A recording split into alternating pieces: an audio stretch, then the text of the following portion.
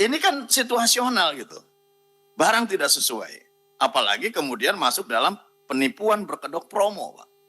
Promonya itu berlebihan banget di e-commerce itu kalau lihat promo berlebihan. Tapi kok dibiarkan sih oleh otoritas negara gitu. Pimpinan dan seluruh anggota Komisi 6 yang saya hormati, Saudara Menteri Perdagangan, Wakil Menteri Perdagangan, Ketua KPPU, Ketua BPKN bersama dengan seluruh hadirin hadirat yang hadir pada kesempatan rapat hari ini. Terima kasih Pak Eko atas kesempatannya saya bicara. Pertama terkait dengan rencana perubahan Permendak terkait dengan PMSN nomor 31 tahun 2023. Yang saya kalau menilai, pertama apakah perubahan ini akan efektif untuk bisa menjaga agar perdagangan atau e-commerce ini betul-betul bisa dijaga pada objektivitasnya. Orang itu kan tidak bisa melihat, tidak bisa menawar, tidak bisa melihat langsung produk yang dibelinya. Dan kalau melihat dari aspek dan pokok pengaturan, saya kira rasa-rasanya memang semuanya ini bisa menjadi pengendali. Tapi apakah dengan Permendak saat ini, Permendak 31 tahun 2023, yang waktu dibahas ini adalah bisa efektif untuk mengawasi, pertanyaan saya sudah efektif atau tidak? Nah kalau tidak efektif, di sisi mana ketidakefektifannya? Karena setahu saya, Permendak ini sering lahir pada waktu minyak goreng langka. Bahkan setiap bulan lahir Permendak. 4 kali lahir Permendak, bayangkan. Pembatasan, larangan ekspor, ganti lagi. Dan pada akhirnya mengeluarkan minyak kita dengan barang bersubsidi. Artinya, dengan kecepatan membuat Permendak revisi ini, saya kira pertanyaan saya yang tentu ini perlu dijawab oleh Pak Menteri, apakah memang pada waktu itu diharapkan efektif atau tidak gitu. Karena kalau melihat dari bagaimana evaluasi dan grafik atas pengawasan, saya kira luar biasa, memang pengawasan offline, patroli cyber, penegakan sanksi. Ini sudah bisa dilihat dari sini, tetapi saya masih melihat banyak kelemahan karena sepertinya tidak hadir langsung dalam transaksi itu gitu. Bayangkan ya, kalau saya coba mencatat beberapa persoalan, misalkan pelanggaran dalam transaksi digital itu terkait dengan barang tidak sesuai. Coba disurvei Pak, apakah saat ini para pelanggan merasa sesuai atau tidak dengan barang yang dia pesannya? Nah kalau tidak merasa sesuai, rasa-rasanya ini harus dievaluasi. Bagaimana caranya untuk bisa sesuai dengan pesanan dan e-commerce tidak memberikan barang yang kemudian berbeda dengan yang diharapkan oleh konsumen. Bagaimana caranya? Bagaimana law enforcement-nya? Rasanya setiap hari kalau saya buka medsos ya, TikTok misalkan, kok kayaknya berlebihan gitu. Iklannya berlebihan. Tapi apakah ada penegakan hukum? Rasanya tidak ada. Besoknya ketemu lagi, bulan depan dia ketemu begitu lagi. Tahun depannya masih seperti itu juga gitu. Saya ingat dulu pada waktu menyusun undang-undang pangan misalkan, kita tegas bahwa seluruh produk pangan harus berbahasa Indonesia. Karena pada saat yang sama kegandrungan banyak sekali produk-produk dari Korea Selatan, makanan dari Korea Selatan masuk ke Indonesia. Maka dibuatlah peraturan dalam undang-undang itu disebutkan wajib berbahasa Indonesia. Kami juga melihat kecenderungan banyak sekali yang melebihi dari kontennya, dari isi produk itu. Misalkan ya dalamnya misalkan isinya gula sama sereh gitulah. Tulisannya bisa meningkatkan vitalitas misalkan gitu. Pak Demer orang pertama yang membeli itu. Saya ikut-ikutan juga membeli akhirnya gitu. Tetapi sesungguhnya kan tidak seperti itu gitu. Bahkan mungkin untuk menambah kebugaran saja butuh waktu lama. Nah ini kan sudah melampaui terhadap isi atau kandungan dari produk itu sendiri. Apa yang bisa dilakukan? Kami dulu melakukan bahwa isi pangan harus sesuai dengan label pangan. Tidak boleh label pangan berbeda dengan isi pangan. Dan bahkan itulah yang menjadi pedoman BPOM untuk memeriksa pada setiap kandungan pangan dengan label pangannya. Nah, ini apakah dikerjakan oleh BPKN? Bukan oleh KPPU. KPPU nanti lihat yang kecil-kecil, KPPU kadang-kadang nggak diperiksa juga, dia yang gede-gede aja periksanya. Nah, apakah BPKN memeriksa itu? Saya tidak yakin. Karena memang sejak awal saya punya keyakinan BPKN itu memang hidup segan mati tak mau. Saya dari awal seperti itu karena memang undang-undangnya tidak mendukung. Masa jabatannya terlalu cepat. 3 tahun. 3 tahun ya Pak? Terlalu cepat.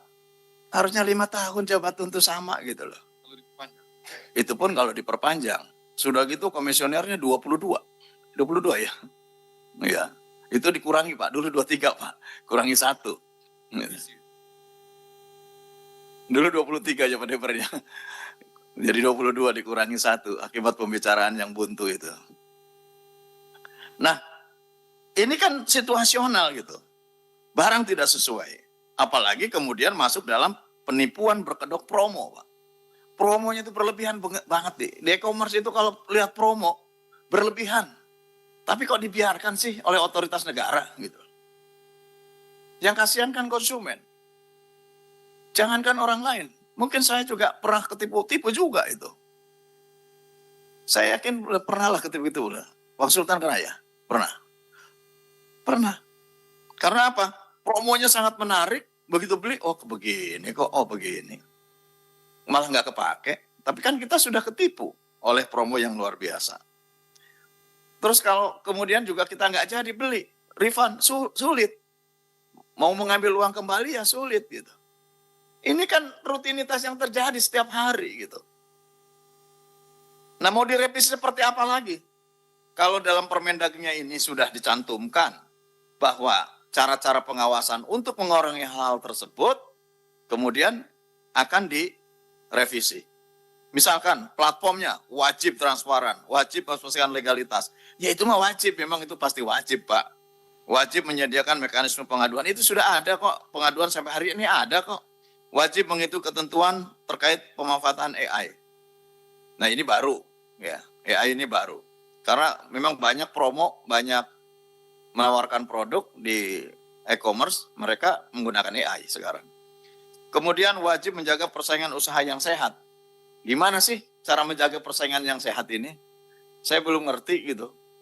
Karena mereka ya rasanya sampai hari ini nggak ada studi kasus yang kemudian ditentukan yang sehat itu seperti ini, yang tidak sehat itu seperti ini. Nah ini akan seperti apa lagi? Apalagi kalau saya berbicara jangkauannya lebih luas. Apa kabar Pak Menteri dengan ASEAN Agreement on Electronic Commerce? Pernah dilaporkan nggak di sini? Saya ingat itu tahun 2019. Memutuskan perjanjian kerjasama ASEAN dalam electronic commerce.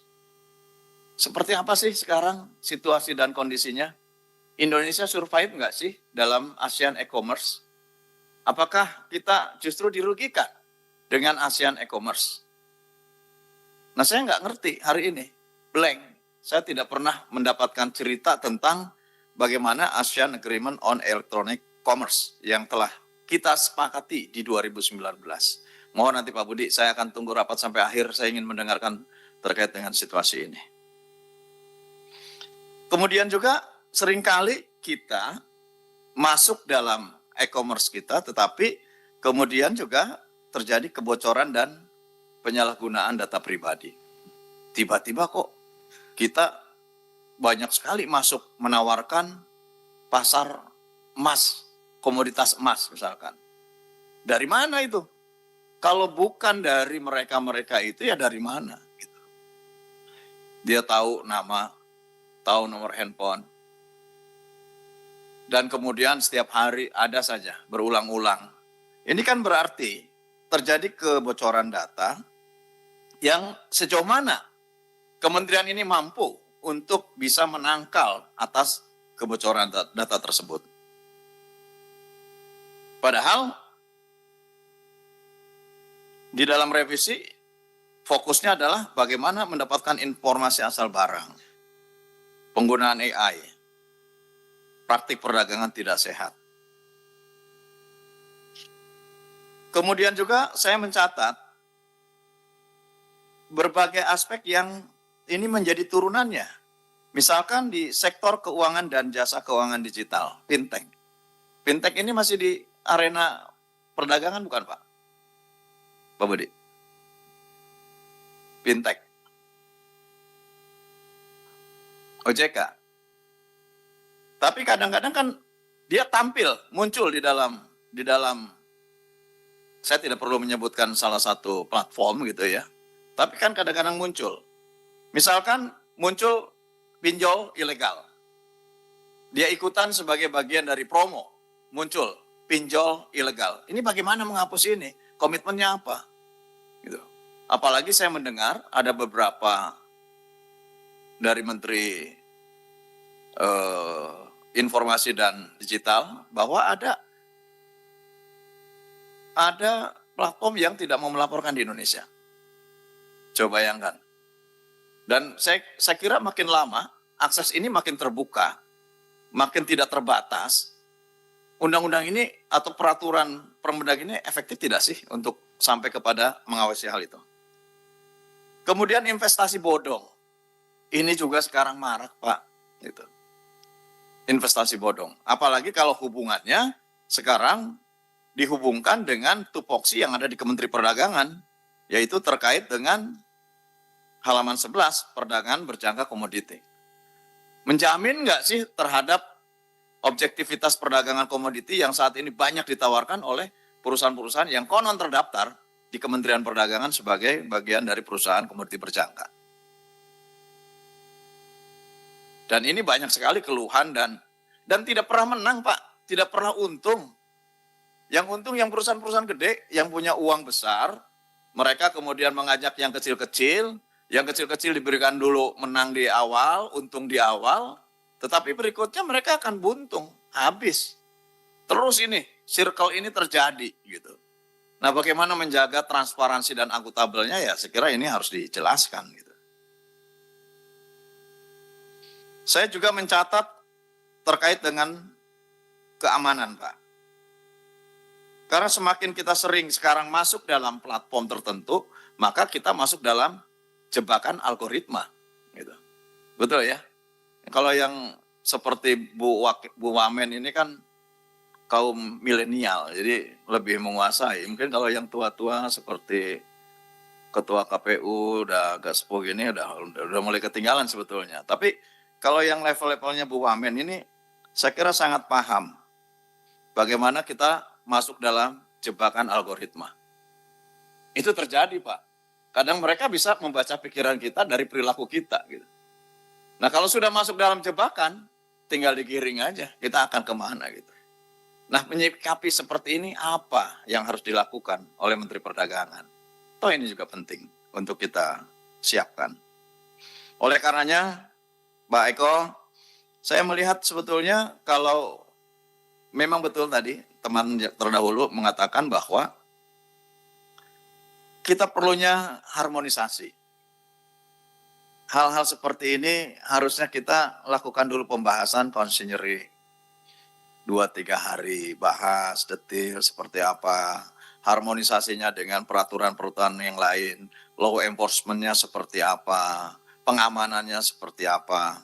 Ini harus betul-betul dijaga. Jangan kemudian hanya sekedar untuk memperlihatkan bahwa kita fokus dan mampu untuk beradaptasi terhadap pada setiap perubahan, mengatur atau merubah terhadap peraturan perundang-undangan, tapi kasus-kasusnya tetap terjadi. Yang kasihan rakyat, yang kasihan konsumer. Itu yang menurut saya rapat ini penting. saya hadir dan saya ingin bicara tentang persoalan e-commerce. Karena banyak sekali, kejahatannya sekarang sudah berpindah dari kejahatan offline sekarang ke kejahatan online. Dan bahkan mungkin ke depan volume kejahatan di bidang ekonomi dan penipuan ini akan lebih banyak di e-commerce, akan banyak di online. Oleh karenanya, jangan tanggung-tanggung, saya setuju kalau peraturan-peraturan yang ini sangat strategis, peraturan-peraturan pemerintah yang sangat sensitif terhadap perubahan-perubahan yang terjadi di masyarakat, dan bahkan ini menjadi kepentingan dan hajat hidup masyarakat, sebaiknya kita angkat menjadi undang-undang. Jadi nanti bisa satu klaster, di situ ada persaingan usahanya, di situ ada perlindungan konsumennya, dan ada kepentingan untuk sektor perdagangannya. Menurut saya ini yang memang ke depan harus kita perhatikan, sehingga kita bisa melahirkan peraturan, regulasi yang bermanfaat bagi bangsa dan negara. Terima kasih Pak Eko. Assalamualaikum warahmatullahi wabarakatuh.